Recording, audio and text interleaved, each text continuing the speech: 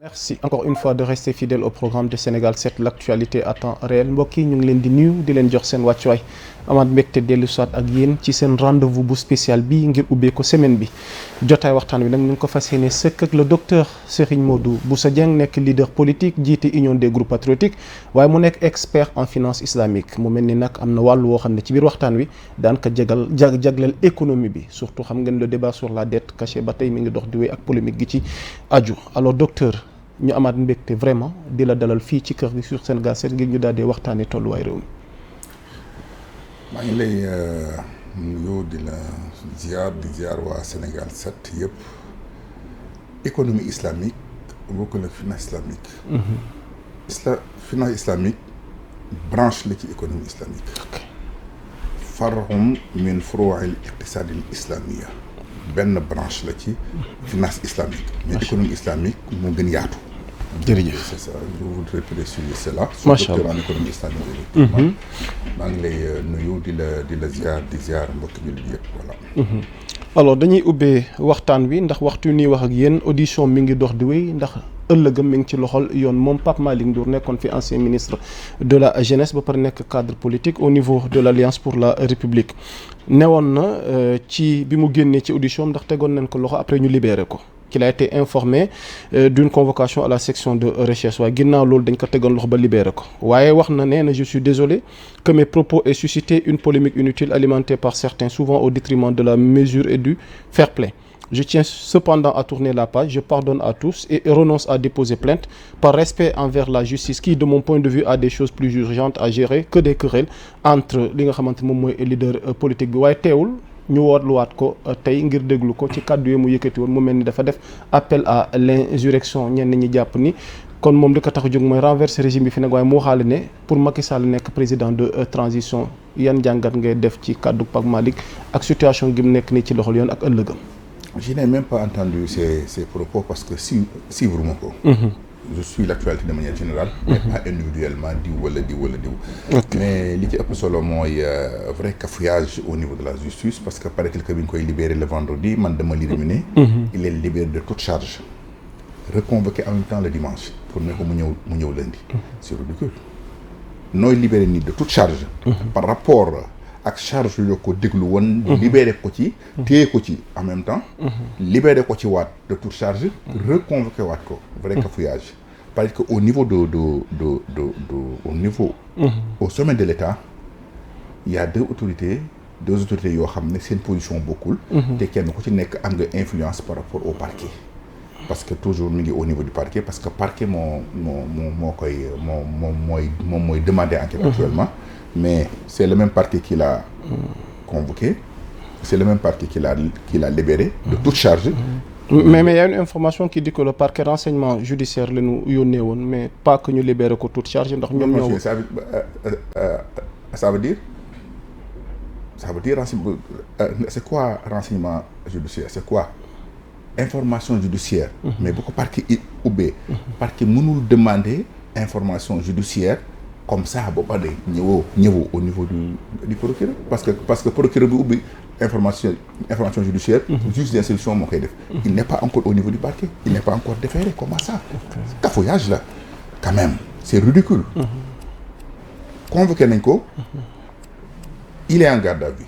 et il est libéré de toute charge. il est reconvoqué sur les mêmes faits. mais ce n'est pas possible mais qui fait ça. kan mooy mboq suba bu guddee mu bële. quand le parquet l'a libéré de toute charge. mais est-ce que ce n'est pas le même parquet qui l'a convoqué encore sur les mêmes charges. c'est pas possible bi ko parquet libéré de toute charge. mais ana kay parquet waru mënu ko convoqué waat sur les mêmes faits. c'est pas sérieux quand même. le parquet peut-être que dañ ko convoqué woon ci volonté de quelqu'un. le plus grand peut-être l'a libéré. quelqu'un boobu ko convoqué woon à sa volonté. peut-être que passer par une autre voie. pour le reconvoquer on verra. gis nga dëkk bi su amee yoon. wala mu am respect wala mu am autorité. comprendre nga. dina feeñ ci affaire Malick Ndour bi dañ xam aussi qui est le président. lan ngay xaar ci justice bi ak autorité boobu ngay junj. non ci xew écoutez mais mu bàyyi ko mu dem yoonam parce que caaxaan baaxul kaf baaxul une situation sérieuse. yow cautionné nga kàddu yi mu yëkkati jëmale ko ci. waaye régime bi dama ne bien sûr ce sont des propos politiques gis nga. ñi wax naan ay dafa def lii dañu nafeq nit taxaw na fi saaga Macky Sall saaga wàllu ethnie pël mujjul fen bu ñu fontoo nit taxaw na fi saaga sëñ Matar Kébé mu nekk toute la communauté tidiane qui est la communauté majoritaire qui sont 52% de la population sénégalaise comprendre nga mujjul fenn bu ñu fontoo ci waxi Pape Malick Ndour bu ñu fontoo gis nga lii kii wax réew mi amul si citoyen kii moo far fii non kooku lu mu wax dañ koy bàyyi kii waxee jàpp ko loolu mooy tàllum réew buñ fi ñoom ñooy woote insurrection parce que am na nu ñuy traité réew mi ñoo fi bëgg indi guerre civile parce que su boobaa nit ñi dañuy rébellé attention ci justice dëkk bu tàkk bu nekk justice loolu la Sonko daan wax Sonko lu mu fi waxul Macky Sall amul 200 000 personnes yu dox jëm palais moo gën di instruction fuuf te ba mu ko waxee ñii ko suñu tey nañ jàpp Pape Malick Ndour ñu ngi woon ci ginnaaw Sonko ay naafeq lañu gëmuñu dara tous ñoom la justice varie selon les positions selon les intérêts selon les moments une justice ne doit pas fonctionner ainsi soyons sérieux buñ taal dëkk bi. Ok. Parlons à présent de la déclaration de Ousmane Sonko, leader de PASTEF, nekk également premier ministre Rewmi mu daal dee def annonce goo xamante ne li mu nar a wax daal le 8 novembre woon na ñëpp ca fële parking stade Léopold Sédar Senghor keroog bi nga ko dégloo docteur Serigne Modou Bousso Dieng tey ban décryptage nga def ci discours Ousmane Sonko keroog ak annonce yi mu def. Bon non événement d'abord parce que Sonko nous a habitués de ces comédies comprendre nga mais ce qui est dangereux c'est la République. Comment un premier ministre peut défier aussi l'autorité en disant que dinaa wax li doxul ci état bi loolu ci Sonko laa ko déggee dinaa wax ci état wax ju yaatu dinaa wax li ci dox li ci doxul le moment où lui-même il incarne l'état parce que le président de la République le chef de la définit la politique de la nation mais c'est le premier ministre qui l'applique c'est lui le chef du gouvernement li doxul c'est sa responsabilité lui li doxul moom moo doxul parce que c'est lui qui applique la politique du chef de l'État ba noppi ne non dinaa wax li doxul moom la doxul à son niveau parce que c'est lui le patron de l'administration. Comment un premier ministre peut dire que nangam doxul mais écoutez mais tikit yow li doxul gis nga ci lu doxul te yow lañ ko dénk doo jóg dem sa yoon mais non duma dem li fekk dàqu ma te am na lu doxul te dinaa ko wax li doxul kan la koy wax il a un chef qui rencontre chaque semaine ou plusieurs fois dans la semaine mais moom du ko wax mais nit ñi la koy wax te c'est lui le chef de l'administration. Quelle incohérence te duma démissionner te man maay doxal kii lim gis parce que le président day gis kese vision bi la am définir la politique jox premier ministre l'applique et le premier ministre le responsable devant le parlementaire selon la constitution donc comédie la ça veut dire que deux choses danger bi mooy nee na meeting bi mu defoon Kër Massar nga xam ne si fa la lépp commencé selon toujours ses dires les paroles de Sonko fa la lépp commencé mooy meeting bi mu doon wootee gatsa Kër Massar nee na dafa bëgg bu ëpp boobu parce que Pastef doit reprendre ses trucs contre qui Pastef reprendre ses trucs contre qui le Pastef est au pouvoir il reprend ses activités contre qui donc loolu moo ci li tax sécurité war a vigilant. Sécurité dans quel sens? Écoutez la sécurité nationale Pastef quand Sonko appelé gatsa lan lañ gisoon ay manifestations ay lakk ay taal ay mort si Sonko reprendre les mêmes discours mais la sécurité doit être en veille. Nous sommes dans une république. Pastef est une formation politique qui n'est pas officielle. Une formation politique qui n'est pas officielle. Qui n'est pas officielle, c'est-à-dire je voudrais ici dire que formation politique, comme toutes les autres formations politiques, une formation politique n'a absolument rien avec l'État. Une formation politique, vous taxawee s'imposer day def nangam mais dañu am ci regard par rapport à cette activité. Surtout par rapport à ce que l'histoire nous montre, l'histoire récente ou bien l'histoire même en cours. Sonko est à surveiller. Mais bien sûr, il doit être surveillé. Mais bien sûr. bien sûr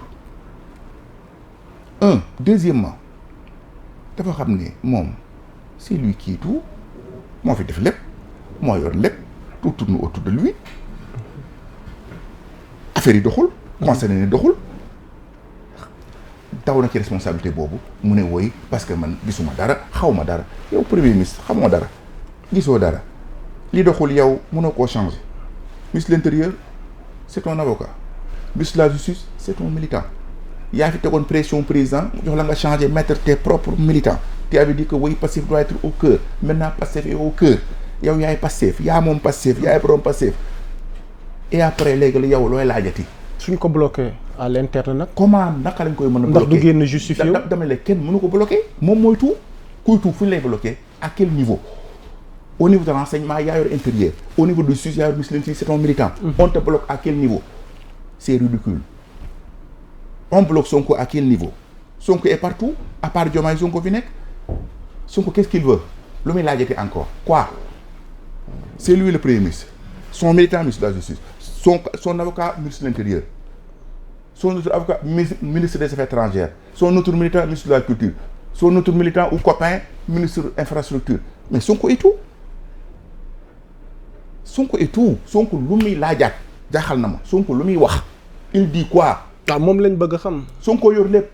moom lañ lan bëgg la a xam yorul. est-ce que duñu xaar le 8. dama xëy na ñu xam fu wàññi mu jékki gëtëm. non pourquoi attendre le 8 pour xam Sonko mais kan moo xamul li xew kan moo xamul nu état yi fonctionné.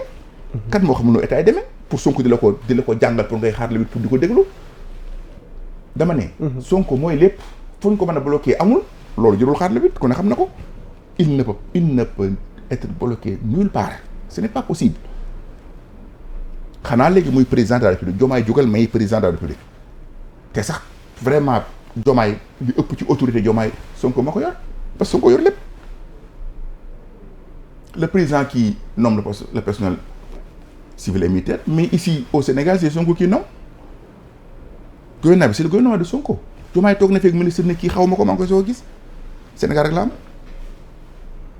et ce monsieur cet homme là qui vient encore de revendiquer man xaw ma dara man gisuma dara borom kër gi moo ñëw taxaw ne man xaw ma dara man gisuma dara pour daw responsabilité am daw ngir mën a beesaat fee ne leen non man yoruma woon dara dañ man la bon lépp jox leen ma du yoon ma yor c'est ridicule ce n'est pas sérieux dégg naa gis nga li Abdourahmane Diouf wax dinaa ci dikk léegi mais dama bëgg ñu jeexal chapitre boobu parce que am na ñu wax ni tamit entre guillemets bis bi est-ce que amul on parlait de duo mais dualité. Oui. Ahmed Aïdara ñu dégg ko mu ne il y a même des décrets qui ne sont pas contresignés par Ousmane Sonko quand un État va à ce que le président décrète et que le Premier ministre ne contresigne pas. Foofu est-ce que duñu fa samp interrogation. Qu'est-ce qui se passe au sommet de l'État, docteur Serigne Modou Bousso Dieng. Ça ne va pas comme vous l'avez bien constaté ça peut pas être mais écoutez ça peut pas aller un Premier ministre qui ose de ne pas contresigner le décret du président qui est nommé par le président pour qu'il applique strictement sa vision. Le Premier ministre n'a pas de vision particulière par rapport à la marche de l'État yoonam nekku ci dañ ko fa teg ne ko appliquer gis-gisu kii pas sa gis-gis yow gis-gisu kii saa boo ci noppee d'accord waaw mais ti quitte mais ti part da jóge fa dem sa yoon mais non du ma fi jógee te du ma def gisu kii te am na loo xam ne bu ci d'accordul man du ma contresigner kii ku mu yàpp mais Premier ministre il est là pour appliquer la vision du chef de l'État qui l'a nommé pas appliquer sa vision lui on l'a pas demandé sa vision parce qu'on l'a pas élu on l'a mis en place pour qu'il applique la vision la politique définie par l'individu le chef de l'État qui gère la technostructure qui s'appelle l'État impersonnel qui s'appelle l'État léegi kooku mooy bañ a contresigner non écoutez quelque part Diomaye est faible je regrette de le dire. Le chef de l'État est faible. À mon avis. Comment ça? Entre guillemets. Qu'est-ce qui explique cette faiblesse du chef de l'État? Le Premier ministre que je nomme à mon autorité, parce que c'est moi qui suis le dépositaire de la confiance du peuple. Ma jox la décret nga contresigné woo ko. mais doo fa yendu dama lay dàq. yow am nga fitu. bugguma wax kilo par respect. mais yow am nga fitu. contresigné woo sama décret man président de la République qui définit la nation mais tu pars yow mi ko ñàkk def sax la noblesse vous tuddee que tu pars mais yow da ngay créer du yoon non du ma ko def ba noppi damay rester damay xaar nga dàq ma ngir ma ne sama yoon nekku ci ces pratiques politiciennes là waroon na fi jógee depuis Senghor ce n'est pas sérieux loolu trahison la ci confiance su nation bi nga xam ne dañu leen wax ne leen kay leen ñu changé ñëwaat di def ay pratiques politiciennes pire que li fi amoon ba ñëpp constaté ko xam ne yow sa bopp ngay waxal sa bopp la ñor yi ngay def nii c'est des jeux ce n'est pas sérieux c'est ridicule. Polémique bi am ci éventuelle démission ñu ngi ko doon agité di ko waxtaan est-ce que am na wala amul lu ci sa njàngat. ci sama scuba ci sama nopp dégg naa le président aurait signé le décret de limogeage parce que côté président aussi on l'a conseillé de prendre sa responsabilité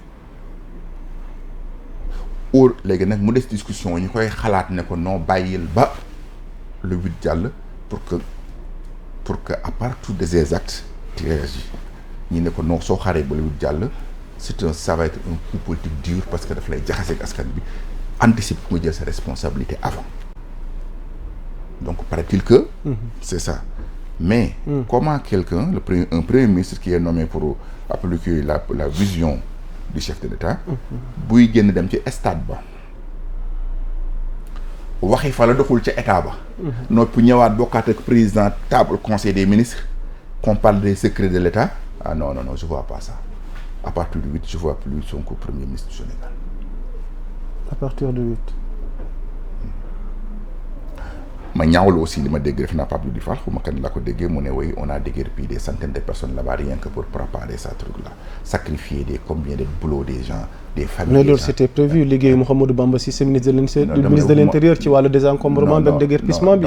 je reprends les dires de ce monsieur qui a dit que on a déguerpi les gens rien que pour préparer que Sonko ñëw foofu loolu ñaaw na benn formation politique tax ñu sacrifier des centaines de familles. parce que yaa ne ci pouvoir bi.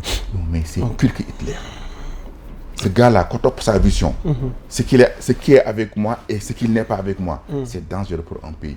Bala ñoo wax li Pape Malick Ndour wax nañ wax ci militant bi taxaw fii saaga pël yi warul woon yendu kooku li mu def moo gën a grave appel insurrection moo gën a grave ci gouvernement nañu daane gouvernement bi tey daane ko changer pouvoir bi kee li mu wax saaga pël yi moo gën a grave sur la cohésion nationale moo gën a grave sur la sécurité nationale ki taxaw saaga Pape Malick sëñ Makhtar Kébé saaga la communauté tidiane li mu wax moo gën a garaaw li Pape Malick Ndour wax téeméeri junni yoon te naafiq yi ak xar yi dañuy féete fee di ñaawlu lale ba noppi lii ñu koy nëbbu ñu koy défendre ba noppi ñaawlu lale c'est grave c'est li Pape Malick Ndour wax n'est rien devant ce que ces deux militants de Sonko ont dit dañu bëgg a taal réew mi xaaj ko ñaar kii lu mu def baax na kii lu mu def baaxul lu ñu war a appliquer justice looloo taal dëkk bu ne loolu ci guerre civile lay mën a yàlla ci yàlla musal. ok après le 8 ëllëgu Sonko ak Diomaye ñu jeexalee foofu njàngat bi. non li ma la wax lenn mënoo ñuy bokk taaba ji di wax secret te yow saa li la naqari doo ma ko wax doo ñëw cette solution mais yaa ngi koy wax ci stade ba suba nga ñëwaat ñu war a bokkaat secret bi mais c'est grave. le les Diomaye j'ai pris xanaa Diomaye am nay mbokk. wala am nay conseillers wala Diomaye tudd j'attends de voir xam nga ñoom ñaar man ànduma ci kenn. j'attends de voir ñoom ñaar fullay Diomaye maa ngi xaar maa ngi seetaan ba xam mais je vois plus. donc mais par le passé amoon nga Sonko de très bons rapports. bien sûr ce que je dis personnellement oui yàggul woo naa ko wala yu mel noonu daal yàggul. dëggante ngeen téléphone. non woo naa ko daal yàggul donc voilà donc. Okay. Chaque fois que je dois intervenir par rapport à quelqu'un, j'interviens à ce niveau. Okay. Mais personne n'a m'a jamais fait perdre sama liberté bii may wax nu ma neex. laa defoon ci Ablaye Wade laa defoon ci Diouf 98 def ko ci Ablaye Wade def ko ci Macky Sall ci Sonko laa koy perdre. ok waxtaan bi dee dox di wéy ñu ngi dalal docteur Serigne Modou Bousso Dieng mi jiite union des groupes patriotiques alors docteur dañuy ñëw ci li nga junj sànq muy polémique bi juddu. ci sortie docteur Abdourahmane Diouf mi ñu dénk environnement donc su ma dikkaatee ci quelques extraits yi nga xamante ni yëkkati na kàddu yi tey li ëpp ci leader passé fi ñaaw lu ko jàpp ni daf leen a commencé war waaye jikkoom la commencé wane dafay wax ni les questions de justice sont importantes mais il faut aussi savoir pardonner pardonner ne signifie pas qu'il n'y aura pas de justice. Cependant, la justice ne doit pas être utilisée pour éliminer un Sénégalais au profit d'un autre Sénégalais. waaye mu dem ba ci biir tamit jàpp ni la haine est présente partout. Il est grand temps de dépasser cela. Alors pour terminer, j'appelle le président de la République à assumer pleinement ses responsabilités. Et je sais qu'il est en train de le faire. Il ne doit pas accepter que le pays sombre dans la division, ni cautionner une justice des vainqueurs. Si nous ne réglons pas ces fractures, nous ne pourrons jamais bâtir une nation solide, ni parler sereinement de développement. Donc lii di quelques extraits waaye fi muy wax wàllu justice des vainqueurs ñenn ñi jàpp ni balaa ñuy wax waxi pardon ak waxi indi jàmm tamit dafa am justice goom na dañ ko war a lijjanti ci gis-gisu ñenn ñi. Voilà, il y a eu beaucoup de réactions yu jóge fu nekk. yow bi nga teewloo ay kàddoom. ma ahsana hada wa ma ajmala lu gën a rafet lii Abdourahmane Diouf wax la ko gën a sell li ñu naan xaritub dof noonu nit moom a gënal ñu tuddoo Sonko ay dof lañu parce que wax ji Sonko lañ ko waroon a approprier ne moo ko moom waxi Sonko la mais dañ ne dafa contre Sonko. wax ju rafet ji lu tax saa buñ nee jàmm ñoo dafa contre Sonko lu tax saa buñ nee juge de vainqueur baaxut ñu ne dafa contre Sonko. lu tax saa buñ nee réconciliation ñoo dafa contre Sonko. pourtant Sonko bi fi nekk opposition lii la doon wax ci lii lañ ko fale lu tax léegi saa bu ñu waxee ñu ne dafa contre Sonko képp ku wax lu baax. da nga contre Sonko ku woote ji cohésion nationale da nga contre Sonko ku ne ni ñëpp yam ci Sénégal da nga contre Sonko. pourtant wax na ci biir wax ji ne te du tee justice am kii néew bu justice am de. day non bu mu nekk justice des vainqueurs lu tax bu ñu nee justice des vainqueurs rek ñu ne dafa contre Sonko parce que Sonko fi impose justice des vainqueurs. pourquoi ñu jox ñu étiqueté waa kër Sonko étiqueté Sonko image violente boobu image bu bon boobu image bu dictateur boobu image bu nit ku ëppal kooku c'est grave waa kër Sonko ñooy traité Sonko au mauvais sens actuellement ñooy wane Sonko baaxul parce que lii ko bañ mooy nit ku bon lii Abdourahmane Diouf mu ko waxee contrôle kenn waxu ko pour kenn dañu waroon a wax ne lii mooy position Sonko lii wax ju rafet ji mais dañ ne non fu ñu déggee wax ju rafet jii mooy na ñëpp yam nañ bàyyi justice des vainqueurs ñu ne non daa contre Sonko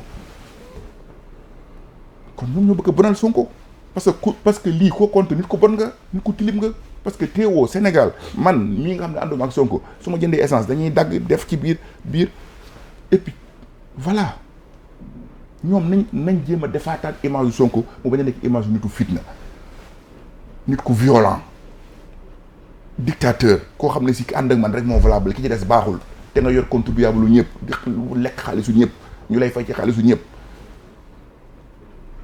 Sonko lii la doon xeexee Macky Sall non ci principe yi tey principe yi léegi bu ñu ko tuddee ñu ne daa contre Sonko c'est ridicule dégg naa ci propos Sonko deux propos très contradictoires.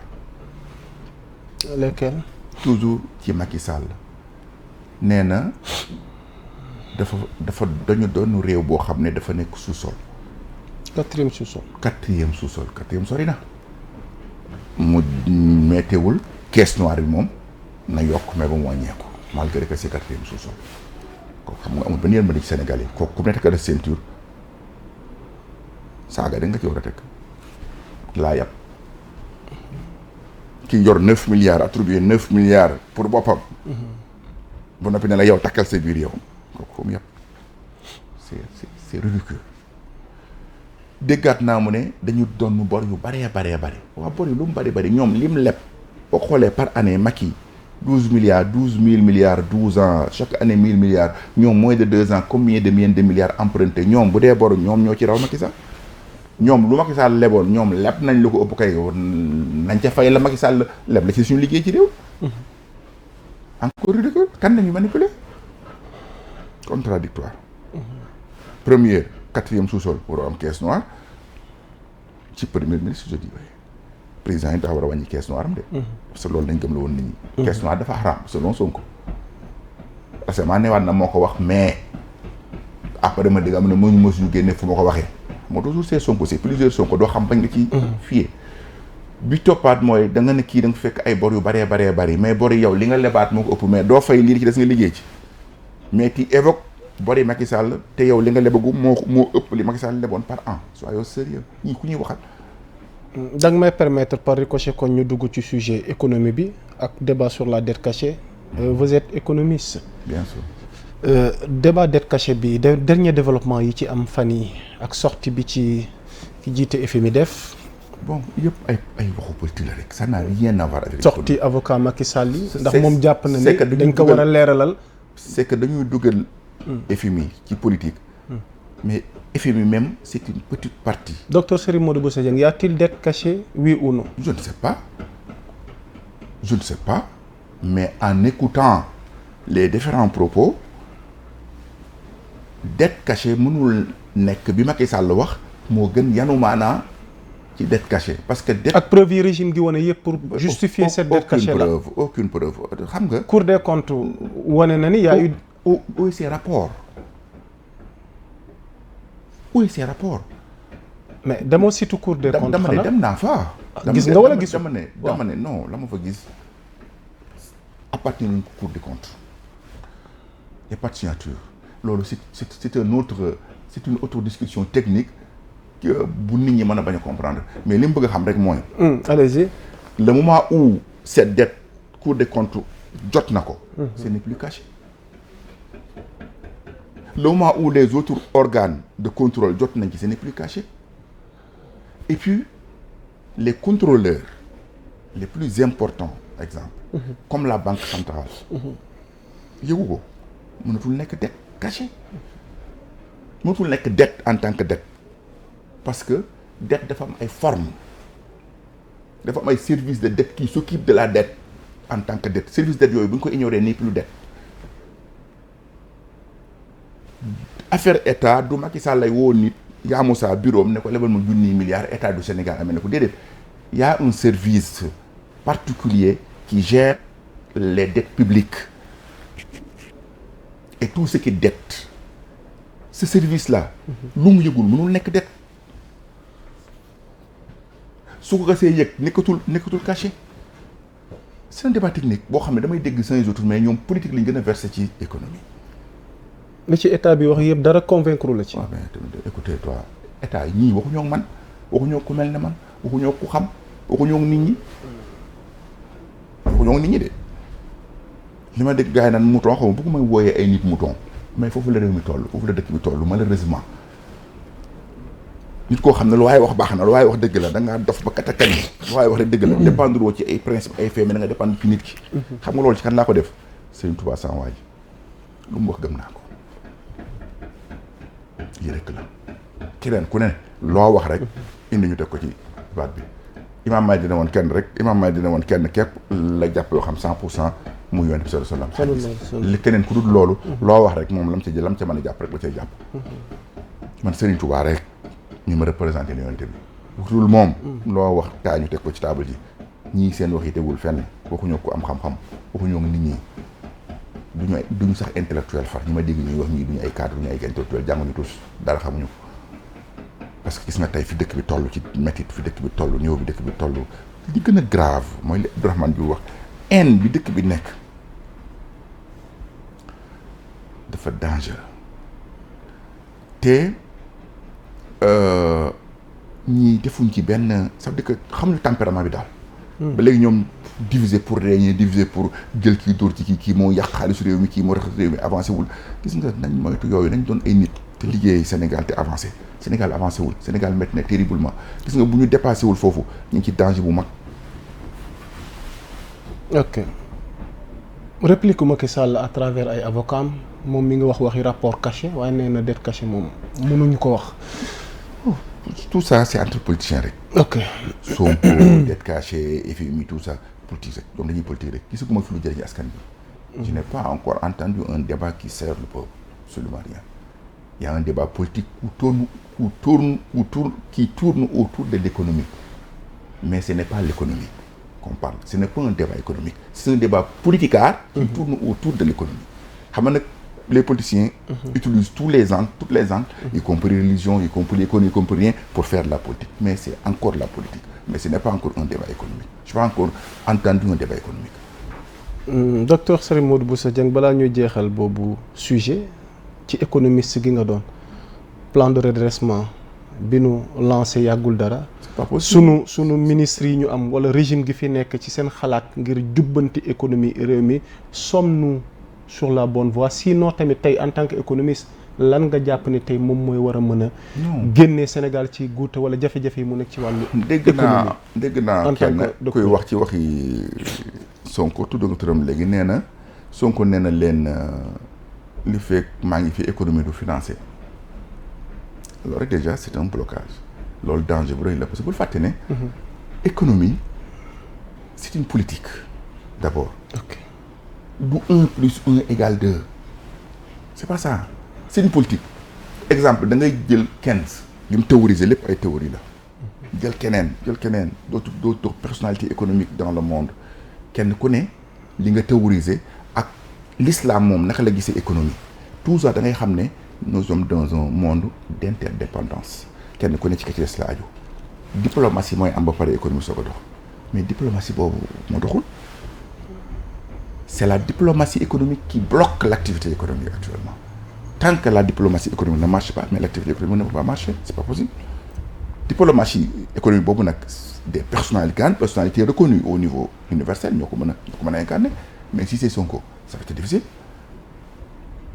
ses relations avec tout le monde posent problème ses relations d'hier la France exemple est le partenaire majoritaire du Sénégal à partir de avant 90 yoon sax jàng nañu avant 90 Sénégal amuloon presque beneen partenaire bu France à partir de 90 lañ diversifier le partenariat de telle sorte que ñëpp yi jëflante ak Sénégal comme ça mais France reste encore le partenaire privilégié mais aussi le plus grand partenaire du Sénégal tey yaa ngi saaga Macron bu suba nga ne France levé coup ci ñun te ginnaaw suba mais ça peut pas aller ça peut pas aller c'est la diplomatie qui bloque l'activité la politique l'économie est une diplomatie avant qu'il ne soit une activité cette diplomatie qui actuellement qui est bloquée il faut débloquer cette diplomatie pour faire marcher l'activité je pense que vous me comprenez assez hein voilà ok alors mise en accusation bi ñu agité contre Macky Sall mu war a wuyu ji devant la haute cour de justice ndax bokk na ci agenda assemblée nationale théâtre la yooyu théâtre la dañu théâtre rek c'est pas possible xamuñu sax lan mooy non Macky Sall fukki at ak ñaar mu jiite réew mi mais lan lañ koy yenuwul maanaam tamit mu ñëw du waxi dara ñu situé ay responsabilités du waxi ndax dara ñoom jàpp nañ ni jafe-jafe yi ñu nekk guuta gi ñu dugg tey kenn yóbbeewuñu ko lu dul mal gouvernance bi fi Macky Sall indi docteur Serigne Modou Bousso Dieng loolu seen xalaat la jàppoon ni dañu war a mën a indi Macky Sall ci réew mi ngir ñu dafa am yu ko jiitu d'abord mënoo xëy di ma wax ci terrasse bi waxoo ma ci fondement bi le droit c'est la forme avant tout le fond ok allez-y droit da nga gis nit koo xam ne dinañ dem ba xam ne kii moo rey nit ki leer na mais mënoo ko tëj parce que yow bi nga koy déglu sax au niveau de l'enquêteur amuloon avocat tu le libères selon article 5 de la CEDEAO da nga koy bàyyi mu dem yoonam parce que respecté woo forme bi Ousmane Diagne wax na leen ko de dinañ jàpp nit xam ne def na dara mais da nga dem ba ci biir mu bàyyi ko parce que fekk yàkkamti moo tax respecté woo woon forme bi vice de procédure lu koy indi comprendre nga donc forme boobu ñoom xamuñ sax luy forme bi avant le fond parce que le président ne peut être poursuivi que par la haute trahison boobu amagul contenu amagul luñ koy tëj tey Macky Sall buñ ko atte woon ne ko yaa tooñ def nañ la lépp waaw jàpp nañ la parce que yow da ngaa trahi peuple bi dañ koy bàyyi woon mu ñibbi parce que définiruñ la peine juste ba lay ko nam ne danaan yow lii nga def lii yoon dane ko def yoon dal na ci kaw nangam mais yoon dal na ci kaw nangam boobu dal na ci kaw nangam boobu amul contenu bu noppi wax ay haute trahison parce que ñi ay vide ay marchands ambulants yu échec ay truc ñoo ñëw ñi nekk député ñi nekk truc ñooy taxaw naan boy Macky Sall nangam mais waxu ñëw nit ñi ce n'est pas faisable on respecte d'abord les formes yow amaguloo contenu haute trahison amaguloo peine boo mën a influence nit ki à partir que boo ko reconnaître coupable de cela amagoo peine ba noppi ne boy nañ ko indi ñu attaque ñu tëj ko xëy dof nii laa ku jàngul vide malheureusement c'est eux qui dirigent le Sénégal man di xool seetaan docteur Serigne Modou Bousso Dieng Macky Sall mi ngay gis depuis un certain temps à l'international ci taxawaayam yàggul dar mu bind ab téeréer jagleel ko continent africain bi ndax da nga bokk ak ñenn ñi gis-gis ni am na lu mu nar bu weesoo Nations Unies ngir dellu si waat ci réew mi waaye candidature am tamit bi nga xam ne écarté ko foofu ca Nations Unies tey ban jàngat lañ mën a def ak yow. je rappelle que Macky Sall dama ko mës a contre. Macky. dama ko mës a contre. da nga ko mës a contre. 12 ans j'ai combattu Macky Sall. waa kër Sonko la doon naan kii Macky Sall na ci ginnaawam parce que àndul ak Sonko mooy en 2018 boobu may leen Sonko mi moom mooy njëkk a wax ak Macky Sall. man non sëñ Modou Bousso Dieng laa tudd su ma weexee damay yox su ma ñëwee damay ñuul Sonko dem na beneen waxtaan am na naam man nag Macky Sall waxtaan amoon di lay combattre ba mu dem yoonam ci loolu laa nekk mais n'empêche que je le reconnais dinaa ko reconnaître ay yu baaxam parce que du woon sama noonu. gestion bi mu doon gérer rek laa amoon problème comme tey Sonko du sama noonu balaa xam ne du sama noonu ëllëg mu jóge fi wala ñu dàq ko ba war koo topp ba war koo jàpp ba war koo defeere ci lay xam ne sëñ Modou Dieng xaritam la parce que man principe laay topp ma ay nit. Macky Sall boobu effectivement ki ma gis muy yëngatuwul ngir neen mais bu élection yi di woon suba Macky Sall di candidat avant 10 heures Macky Sall la ñëwaat au pouvoir. nga ne. bu élection présidentielle doon suba. Macky Sall bokk ci. balaa 10 heures élection yi jeex. Macky Sall mi gagné leen au moins 70%. ça c'est clair ça c'est net. soo teg loolu. mais écoutez mais la réalité du terrain le montre. Ça c'est clair ñii tamit donc xalaat naa ñu jéem a bloquer Macky Sall éventuellement xalaat naa blocage yu Macky Sall ëpp dégâts ci blocage yi Macky Sall bëggoon def Sonko. ragal naa mu ëpp dégâts ci blocage bi Sonko wala keneen war a bëgg a defal Macky Sall ëllëg j'ai peur à cela en tant que visionnaire teg naa xalaat boobu rek ñu bàyyi ci xel. donte nag aussi élection yi jëm le combat principal peut ne pas être entre Sonko et Macky Sall mais peut être entre Sonko ak keneen. ak son ex collaborateur ou son ex ami au keneen kan docteur. waaw c'est grave donc attendons à cela. est-ce que vous attendez. le 24 mars 2024 que Sonko dina taxaw bés ne Sénégal xaw ma ci affaire yi dara xaw ma nu muy demee dara dinaa wax état li ci manqué. Vous attendez à cela l'État dont un militant de Sonko qui le dirige xaaroon nga loolu 24 mars sa diggante yàlla yaa Moussa xaaroon nga Sonko taxaw ne état bu Diomaye fay jiite Sonko taxaw ne xamu ci dara mas nga xalaat loolu sa diggante yàlla tontu ma. delloowaat naa la laaj bi. non déedéet est-ce que yow mas nga. man kay maa lay dalal. est-ce que tu avais une fois jàngatal ma rek. imaginer yéen a féetoo politique bi. non ñun ñëpp. bàyyil naa la ko non oui mais parce que. vous représentez ñaan naa la rek bàyyil naa la vous représentez devant askan wi yow la ñuy déglu vous représentez devant moi le peuple. ce que je représente ici ce sont mes questions. Voilà. Donc je vous laisse les réponses. Tes questions analyser. Oui mais aussi parfois on échange c'est un échange simplement moi bëgguma question réponse. mais gëm naa leen ne en politique tout est possible docteur. C'est une loi qui vaille quand même. tout est possible nga ma waxoon. tout est possible boobu xam nga kon attendons kon bu garaawee aussi tamit tout est possible mas nga xalaat ñu naan ay Diomaye Faye est-ce que day dàq Sonko wala du ko dàq est-ce que mu nga xalaat Sonko ak Diomaye Faye Sonko taxaw naan duñ ma démissionner mais damay xaar mu dàq ma. Diomaye Sonko yi Diomaye Sonko mooy Diomaye mooy Sonko. dégg nga Ahmed Aïdara xaw ma li mu wax. fàttaliwaat ma ko. non nee na Sonko nee na du ma démissionner mais su ma dàqee ma dem foofu la Sonko toll ak Diomaye yow loolu doon ko xaar 2022 éventuellement doon ko xaar 2023 est-ce que doon ko xaar 2024 c'était pas possible. Sonko aussi faire le maximum de guerre entre lui et son ex-camarade éventuellement peut être lieu. Seul Dieu qui sait ce que demain sera. Attendons maa ngi koy xaar terriblement. Mais l'essentiel le peuple sénégalais serait le plus grand perdant. Mais ce qui me concerne moi le président élu ça a beaucoup appris sur oser attaquer je serai à ses côtés je le défends. waaye nag ñoom ñaan ñëpp laa yemale. ànduma ci picc. j'étais pas voté pour Pastef. ok je vote pas pour Pastef. si les élections se déroulent je vote pas pour Pastef. man principe laay doxee gisuma fa principe lii laa fa gis reniement Sonko waxoon lii tey waxatu ko jógee na ca Sonko waxoon lii waxatu jógee na ca Sonko waxoon lii tey maanaam tey jógee maintenant c'est Sonko qui remobilise ses troupes pour indiwaat Pastef pour Pastef faire un combat contre qui en ce moment-ci dont Sonko est premier ministre donc fii la Sénégal tollu malheureusement. Docteur Serigne Modou Bousso Dieng dañuy jeexal jotaay waxtaan wi dellu ci sa dëkku maam sa dëkk di Touba la ville sainte et religieuse mu mel ni depuis un certain temps jafe-jafe am na fa ci wàllu inondation ci wàllu assainissement fan dañ toll ci avancement li nga xamante ni moom mooy taxawaayu nguur gi waaye yéen tamit seen taxawaay ngir wut solution pour dëkk ba ndax jafe-jafe defe naa am na lu ci des ba tey docteur Serigne Modou Bousso. dinaa ñaawlu taxawaayu ñëpp Touba surtout yenn bokk taalibe yi surtout ñu yàlla may barke surtout ñu yàlla may mën-mën ñu war a dimbali dëkk ba l'absence de la solidarité.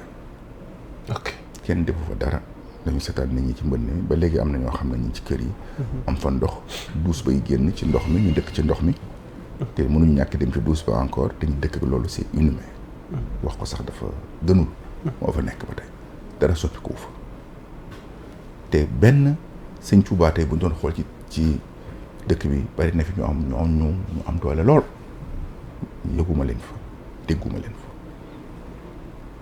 dégguma fa kenn l'état moom waxuñu ay waxam damay ñaan 2 milliards 500 xaw ma yi ñu wax gouvernement Sonko na ko fa indi dina ko fa indi buñ ñu ko wéef comme ni ñu ko def Bakel nañu dimbali rek nañ ko fa indi muy action bu wér ñu def ko fenn mu am njëriñ dëkk ba mais buñ ñu ko wéef buñ xëy ne non yónnee woon nañ ko par KPI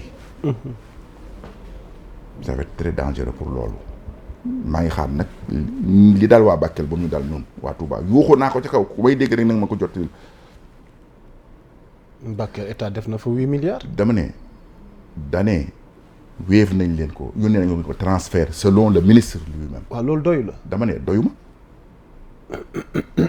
dëkk bu am administration territoriale. bu mën a recenser nit ñi individuellement personne par personne ñu war a bind kenn ku ne buñ la joxee nga signé ñu lay yu wéef ci dëkk boo xam ne ñëpp amuñu wéef. loolu c'est ridicule est-ce que yow loolu gëm nga ko est-ce que loolu c'est faisable kenn ku ne yónnee la wéef est-ce que dëkk bi ñi indoon na ñëpp am wéef ñi indoon na ñëpp am transfert KP ou n'importe quoi ce n'est pas possible est-ce que bi ma la wéefee ba nga jël sa wéef est-ce que wéef bi ci man la jël maa ko récupéré wala sama doom wala sama jarbaat wala kan est-ce que yegsi na ci man muy borom kër gi bu ñu ko wéef de à part général Moussa Fall am na fa une vingtaine de maisons yuñ dindi sëkk leen dimbali leen dañu yaakaaroon ne man la du man bi wax ñëwee ci man bi ma vérifié ak ki doon def nee na ma Moussa Fall moo ko doon def loolu. le général Moussa Fall le général Moussa Fall. moo def acte boobu. ña fa nekk xamuñu ne Moussa Fall la man xam naa ne Moussa Fall la maa ngi soog na tey parce que ka ko doon def moo ne ma enfin c'est Moussa Fall. yow loo def. damay bàyyi wax dëkk ba wax ko. def naa assez. une 60aine de millions financés te duma ko wax jamais tey laa commencé nga te duma ko wax parce que soxlawuma ko dimbali naa ñi ma dëkk def naa maximum possible te même ñi ma gën a jege xamuñu ne def naa ko te aucun autre homme de fer def ko am na sax ñu dégg ñu ma ci waxal ñu ne ma dinañ jàppale dinañ ci def sëñ Modou li ngay def rafet na dañu dem ba ci biir dañ ne pëccët dañu daw parce que mes relations avec l'État lañ jàpp ne dafa compliqué xam nga Sénégal def naa fi xale ñenn ñi bi ñu. àgg na ba foofu. waaw oui. oui parce que dañ ne woy buñ jaar ci sëñ Modou est-ce que duñ wax sax ne sëñ Modou mii ñun ñoo koy dimbali kenn dimbaliwu ma li may amoon naa ko yàgg na je ne suis pas pauvre aw man dara mais am naa lu ma lekk barki sëñ Touba mais après quelques moments il m'entend parfois défendre Diomaye ñu ñëwaat non sëñ bi temps yi day gën a yaa ngi défendre Diomaye de. Voilà le Sénégalais. Ok. Sonko, celui, comme disait, tout tourne autour de moi. Sëñ Modou Sonko rek la compte sëñ Modou bu ma woowee sax bu ma jël. Un petit temps Sonko Diomaye ne marche plus. wala éventuellement nit ñi li ñuy def mën nañu ñoom ci suspicion rek la ñuy doxatul mais dégg nañ sëñ Modou défendre Diomaye et sëñ Modou temps yi yaa ngi défendre Diomaye sëñ Modou noonu la de mais sëñ Modou affaire yi moom sax boo paree doon jàpp ci bëgguma. ku may war a jàppale. bëgguma demal def ko comme ni Moussa Fall def demal investir ci dëkk ba. dëkk ba lu fay def mu yegsi ci man parce que la fa nekk lépp maa ko waroon def. état bi tamit li mu def yegsi na ci yow xanaa. lu fa état bi def amagu fa y en a pas absolument rien à ma connaissance y en a pas la fa état bi diggee nga may wax mais pas la fa état bi def Touba la xëy démb de. Touba la xëy démb de. te bu soobee yàlla bu subaa fa lay fanaan. incha allah leer na am leerut yaa Moussa da nga ne ma damay bàyyi sénégalais yi sujet comme ni nga may def toujours rek. maanaam yàlla bi dama faire ça mais bon y a pas de souci. C'est un débat important parce que j'aime une chose ci yow. Quand tu cites une chose tu fais le reçu. tu répètes exactement les propos maîtrise boobu lu baax la donc journaliste c'est un niveau c'est important. salaamaaleykum wa rahmatulah wa barakatuh. amoon nañ mbégte dalal ko moom docteur Serigne Modou Bousso Dieng di kilifa diine waaye tamit nekk leader politique union des groupes patriotiques waaye nag di docteur ci wàllu économie islamique nag ma bañ a juum bañ a wax finance nga xamante ne branche la waaw ba tey soxna Tuuti moo ñu nekkaloon ci xarale gi Tuuti ñu ngi lay nuyu di la ziar di la jox sa wàccoo ak mboolem coordination bi tàggoo bu dul tàggatoo ndax ñu ngi koy séntu incha allah fii rek jamono tamit nu mu ko baaxoo di defee rek bu dara xewee rek mu ñëw dikk toog waxtaan ak ñun l'actualité est en continu sur Sénégal 7 d'ici la portez-vous bien jaa ngeen jëf wasalaam.